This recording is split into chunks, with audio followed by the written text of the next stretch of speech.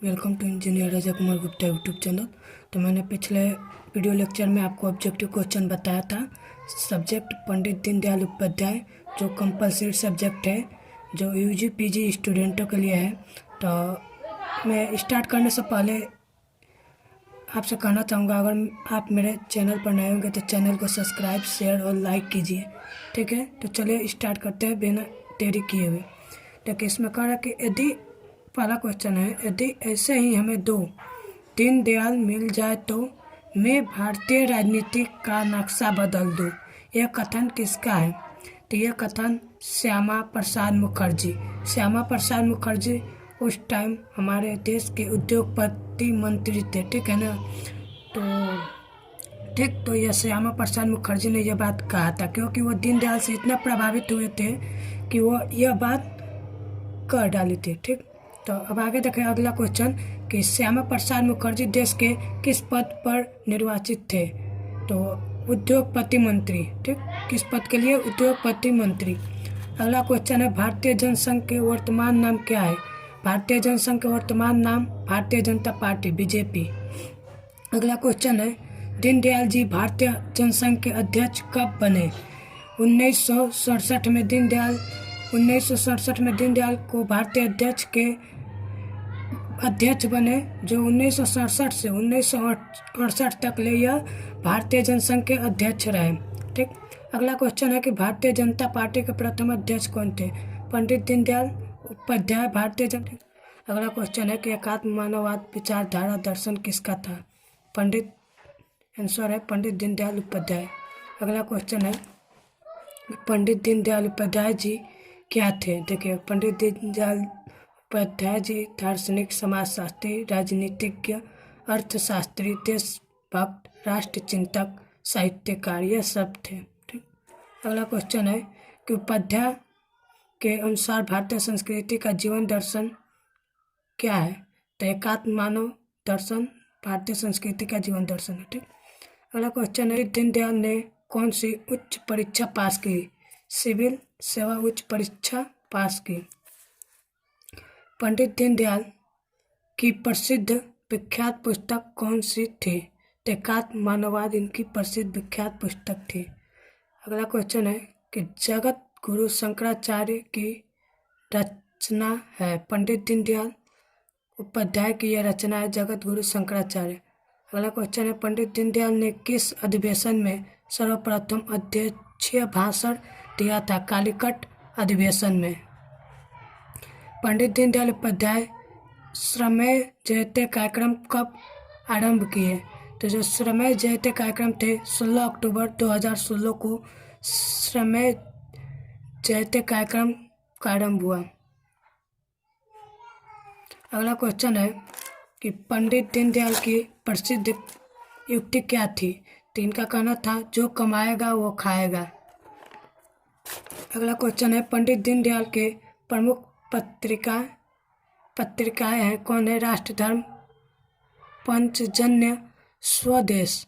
अगला क्वेश्चन है, पंडित दीनदयाल के प्रमुख रचनाएं क्या है? राजनीतिक डायरी है उनका, सम्राट चंद्रगुप्त इनका प्रथम पुस्तक था। ठीक, जगत गुरु शंकराचार्य इनका दूसरा उपन्यास था, जगत गुरु शंकराचार्य, ये याद रखिएगा।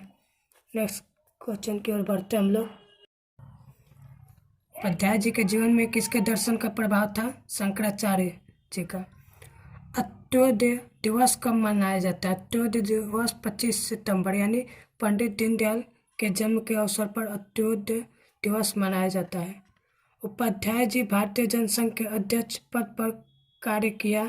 1967 से 1968 तक ले यह भारतीय जनसंघ के अध्यक्ष रहे। ठीक, अगला क्वेश्चन है, उपाध्याय जी के अनुसार धर्म का मूल सिद्धांत क्या है? धर्म का मूल सिद्धांत शाश्वत और सार्वभौमिक है। अगला क्वेश्चन, पंडित दीनदयाल के अनमोल विचार क्या थे? उनका अनमोल विचार था, हमारी राष्ट्रीयता का आधार भारत माता है। अगला क्वेश्चन, पंडित दीनदयाल जी किसकी सहायता से आरएसएस संघ में सम्मिलित हुए? भाऊराव जुगादे और नानाजी देशमुख, इन दोनों की सहायता से ये आरएसएस संघ में सम्मिलित हुए। अगला क्वेश्चन है, सनातन धर्म कॉलेज में इनकी मित्रता किससे हुई? तो दो इनके दोस्त थे, एक बलवंत महासब्दे और सुंदर सिंह भंडारी। अगला क्वेश्चन है, दीनदयाल उपाध्याय को स्पेशल पुरस्कार और छात्रवृत्ति किसने दिया? बिरला जी ने।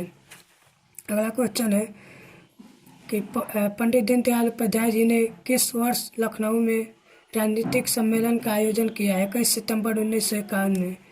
अगला क्वेश्चन, भारतीय जनता पार्टी का सर्वप्रथम स्थापना किसने की? देखिए, अटल बिहारी वाजपेयी। तो क्वेश्चन है, मुगल सराय स्टेशन का नाम दिया गया पंडित दीनदयाल नगर। जो मुगल सराय में इनका देहांत हो गया था, वहीं पर इनका जो स्टेशन है उनका इस समय नाम हो गया पंडित दीनदयाल नगर। एकात्म मानववाद के संबंध में पूना सम्मेलन में किस वर्ष भाग लिया था? 1964 में लिया था। अगला क्वेश्चन है, धर्म अर्थ काम और मोक्ष किससे प्राप्त होता है? एकात्मवाद से। अगला क्वेश्चन है, दीनदयाल किसकी आलोचना के लिए माने जाते हैं? पंडित जवाहरलाल नेहरू की आलोचना करते थे। दीनदयाल जी के अमेरिका की भारतीय मैत्रिक समिति में किस वर्ष भाग लिया? 1963 में। यह 1963 में ये 6 सप्ताह के लिए, कितने 6 सप्ताह के लिए अमेरिका गए थे। 6 सप्ताह के लिए, ये भी क्वेश्चन पूछता है, 6 सप्ताह के लिए अमेरिका गए थे, ठीक है ना। उसके बाद अगला क्वेश्चन है कि अमेरिका दीनदयाल की विद्वता से प्रभावित होकर किससे सम्मानित किया? तो वो टेक्सास की नागरिकता से इन्हें सम्मानित किया, ठीक। अगला क्वेश्चन है, दीनदयाल का जन्म किस ब्राह्मण परिवार में हुआ था? निम्न मध्य वर्गीय ब्राह्मण परिवार में हुआ था। अगला क्वेश्चन, दीनदयाल जी के परदादा हरिराम उपाध्याय का व्यवसाय क्या था? वह ज्योतिषी थे, प्रसिद्ध ज्योतिषी थे। दीनदयाल की माता का स्वर्गवास किस वर्ष में हुआ था? 8 अगस्त 1924 में। पिता की मृत्यु के समय दीनदयाल की उम्र क्या थी? 3 वर्ष था। अगला क्वेश्चन है, किस उम्र की अवस्था में दीनदयाल उपाध्याय अनाथ हो गए? तो 7 वर्ष की अवस्था में इनके पिता और माता का इनके ऊपर से साया उठ गया।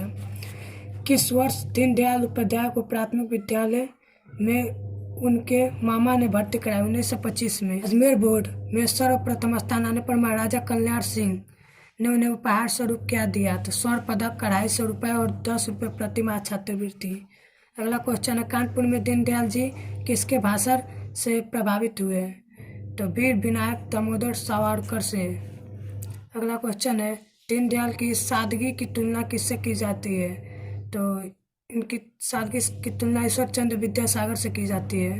अगला क्वेश्चन है, जनसंघ के महामंत्री बनकर अपने गतिविधियों से किस वर्ष पूरे देश का अपना बना लिया? 1952 में।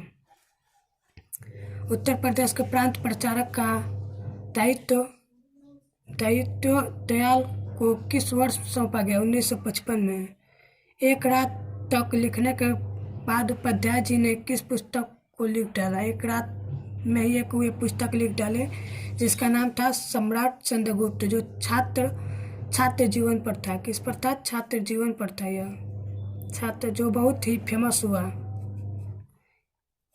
यह वीर सावरकर जी का भाषण सुनकर इनसे इतना प्रभावित हुए कि वे एक रात में ही सम्राट चंद्रगुप्त नामक एक पुस्तक लिख डाली, ठीक। उपाध्याय जी ने दूसरा उपन्यास शंकराचार्य किसके नाम से रचना की? जगत गुरु, ठीक।